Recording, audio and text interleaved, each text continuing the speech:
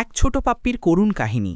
সাদি, কর্মস্থলে ধুলামাটি, ঝড়ো রাত আর না খেয়ে কাটানো দিন, সবকিছুর মাঝেও এক ছোট্ট লাল রঙের পাপ্পি নিজের সব কষ্ট বয়ে নিয়ে চলে, শুধু যাতে তার ছোট বোনটা হাসতে পারে।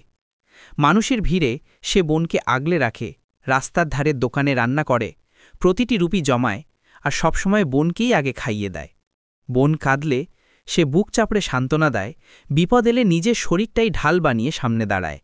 সে শেখে, বোনকে শেখায়, ভুল করলে ক্ষমা চায়, আর অহংকার নয়, সবসময় বেছে নেয় দয়ালু হওয়া।